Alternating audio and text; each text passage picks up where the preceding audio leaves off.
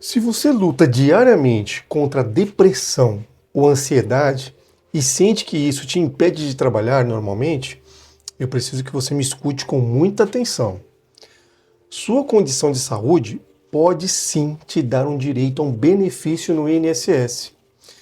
Mas a maioria das pessoas desistem no meio do caminho por falta da informação correta e a orientação.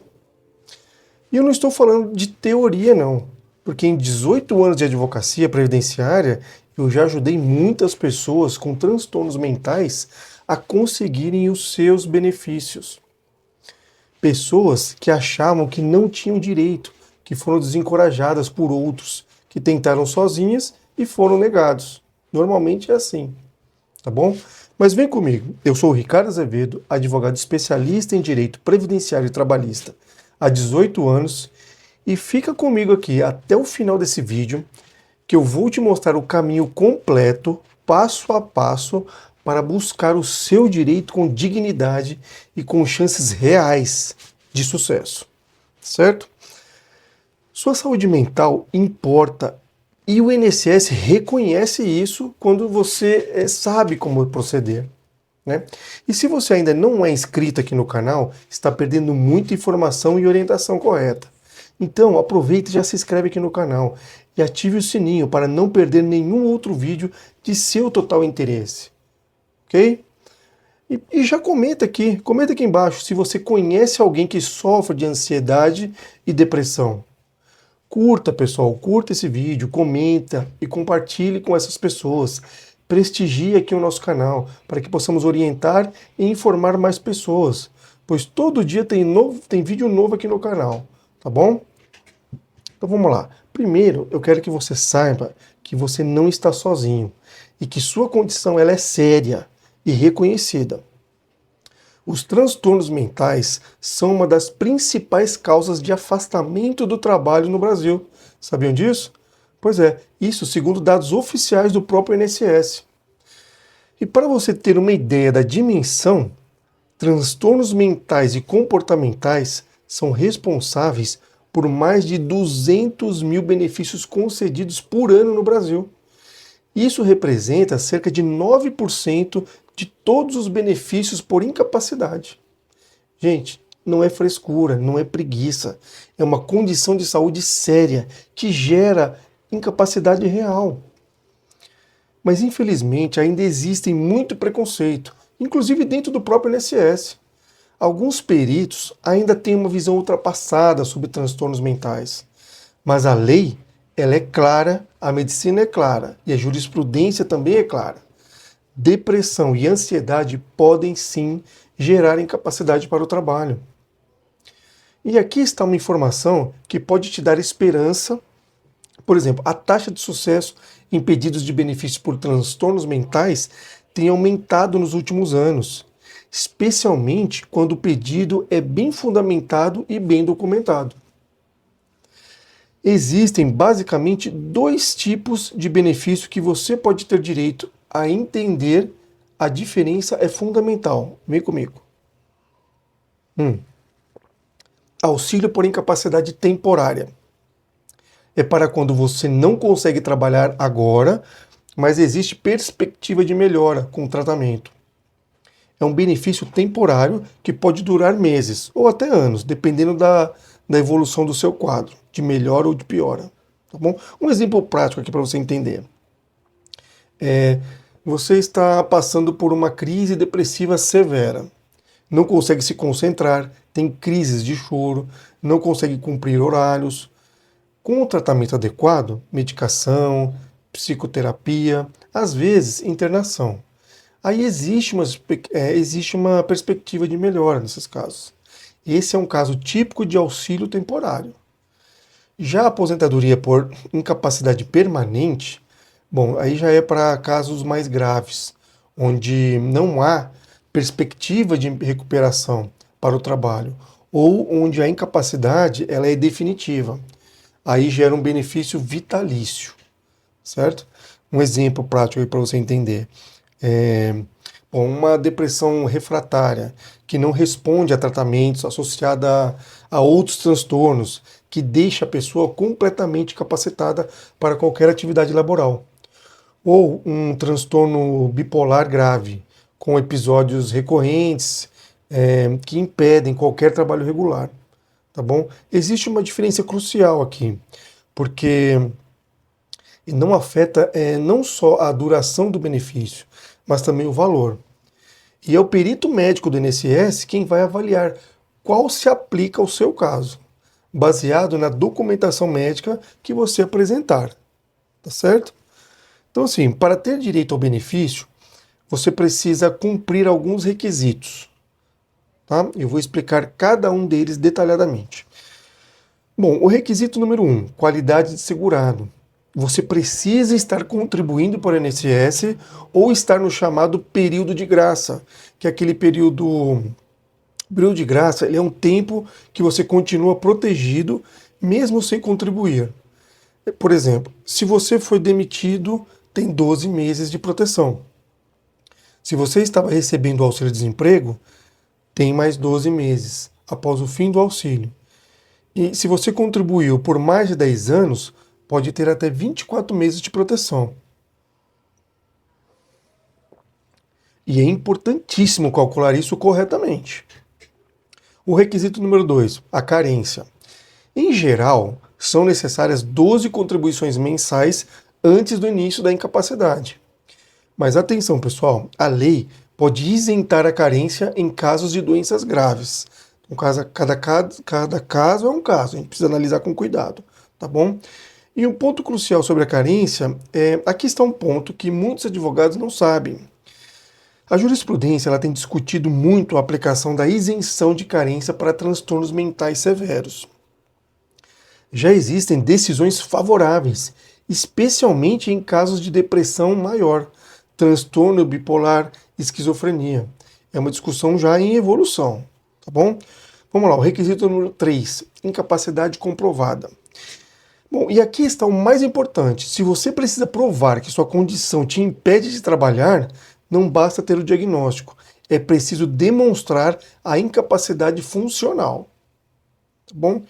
Bom, a incapacidade funcional, o que significa isso, né? Assim, como a sua doença afeta a sua capacidade de exercer a sua profissão específica. Se você é professor e tem ansiedade social severa, que te impede de falar em público, isso é uma incapacidade funcional. Se você é contador e tem depressão, que afeta a sua concentração e memória, isso é uma incapacidade funcional. Entenderam? Bom, agora vamos falar da parte mais importante, a documentação médica. É aqui que a maioria dos pedidos falham e não tem sucesso. Certo? Então vamos lá. O laudo médico perfeito deve conter o quê? Primeiro, o diagnóstico completo, com o CID, que é aquele código, né? A Classificação Internacional de Saúde. Classificação Internacional de Doenças. Não pode ser genérico, tem que ser específico. F32.2, episódio depressivo grave. F41.1, transtorno de ansiedade generalizada. E assim por diante. Segundo, a data do início dos sintomas e a evolução do quadro. O perito precisa entender há quanto tempo você está doente e como essa doença evoluiu. Ok? Terceiro ponto, o tratamento realizado e a resposta ao tratamento. Quais medicamentos você usa? Há quanto tempo? Se houve uma melhora, se houve piora, se houve efeitos colaterais. Certo? Quarto ponto, é o mais importante. As limitações funcionais e específicas. Porque assim, como a doença afeta a sua capacidade de trabalhar, não pode ser genérica, como o paciente incapacitado, por exemplo. Tem que ser específico. O paciente apresenta déficit de concentração que impede atividades que exigem atenção sustentada. Entendeu? Apresenta ansiedade social que impede contato com o público, e etc. Definições nesse sentido, tá bom? Agora aqui uns documentos complementares. Eu vou te dar uma lista aqui de documentos. As receitas médicas atualizadas, relatórios de internação, se houver internação, laudos de exames complementares, quando solicitados, relatórios de psicoterapia, o histórico completo dos seus tratamentos. tá bom? E uma dica estratégica aqui, pessoal, que vai uma dica que pode fazer toda a diferença. Se possível, tenha laudos de mais de um profissional. Um laudo do psiquiatra, um outro do psicólogo, por exemplo. Isso dá mais credibilidade ao seu caso. Porque ambos os técnicos, os médicos especialistas, deram um diagnóstico. A perícia médica é o momento decisivo. É quando o perito do INSS vai avaliar se você tem direito ou não ao benefício. Eu vou te dar uma preparação completa aqui. Vamos lá. Antes da perícia, o que você deve fazer? Organize todos os seus documentos médicos em ordem cronológica. Leve originais e cópias. Vista-se de forma simples e adequada, nem muito arrumado, porque pode parecer que você está muito bem. Mas nem desleixado também, né, pessoal? Chegue com antecedência, mas não muito cedo, para você não ficar ansioso ali na espera, tá bom? Durante a perícia, faça isso. Seja absolutamente honesto sobre os seus sintomas. Não exagere, tá bom? Não exagere nos sintomas, mas também não minimize, tá? O perito ele é treinado para identificar simulação. Então a honestidade é fundamental. Ele está ligado desde a hora que você entra na sala até a hora que você sai, certo? Então assim, explique como a doença afeta especificamente o seu trabalho. Em vez de dizer, eu não consigo trabalhar, diga assim, por causa da minha depressão, eu tenho crises de choro no trabalho. A minha ansiedade me impede de me concentrar nas tarefas. Tenho insônia que afeta o meu rendimento no dia seguinte. Entenderam? Bom, um exemplo prático aqui de resposta seria assim, mais ou menos. Se o perito perguntar sobre suas atividades diárias, seja específico. Fale assim, eu consigo fazer atividade básica como tomar banho e comer, mas tenho dificuldade para me concentrar, para tomar decisões, para lidar com pressão ou prazos. Entenderam? E após a perícia, o que você deve fazer? Bom, guarde o protocolo da perícia, anote o nome do perito, anote como foi a consulta. Acompanhe o resultado pelo aplicativo lá do meu INSS. O resultado ele sai ali em torno de 30 a 45 dias. E se o seu benefício for negado, não desista. Isso é mais comum do que deveria ser. Mas você tem direitos e caminhos para reverter essa situação. Como o recurso. Cabe um recurso administrativo. Você tem 30 dias para entrar com o recurso dentro do próprio INSS. Esse recurso ele é gratuito e pode apresentar novos documentos médicos. Muitas vezes, um laudo mais detalhado ou um relatório médico complementar pode fazer a diferença. Bom, caso não resolva no administrativo, ainda cabe uma ação judicial. Se o recurso administrativo for negado, você pode entrar com uma ação na Justiça Federal. Na Justiça, você passará por uma nova perícia, com um médico especialista nomeado pelo juiz.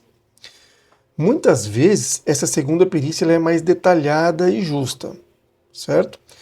Bom, e aqui está uma informação que pode te dar esperança, porque cerca de 40% dos recursos administrativos são deferidos.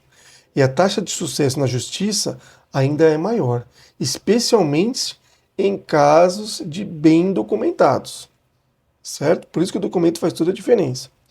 Bom, e quanto que você vai gastar com isso? Bom, sobre os custos, se você não tem condições de pagar um advogado, você pode procurar a Defensoria Pública da União, que atende casos previdenciários gratuitamente. Mas eu prefiro um advogado ainda, porque a maioria dos advogados, eles só cobram se você conseguir o seu benefício. Então não te cobra muito, não costumam cobrar antes, só depois, tá bom? E durante todo o processo, alguns cuidados são fundamentais. Eu vou listar alguns aqui. Cuidado número 1. Não interrompa o tratamento médico. Continue tomando a medicação, continue fazendo a psicoterapia, continue seguindo as orientações médicas. O INSS ele pode solicitar relatórios atualizados a qualquer momento, certo? Cuidado 2. Mantenha todos os comprovantes. Guarde receitas, comprovantes de consultas, comprovantes de compra de medicamentos. Tudo isso pode ser útil em algum momento. Cuidado número 3. Seja cuidadoso com a sua rede social ali. Evite ficar postando fotos ou comentários que possam ser interpretados como sinais de que você já está bem melhor. O INSS ele pode monitorar suas redes sociais. Hoje, com a inteligência artificial, eles monitoram tudo.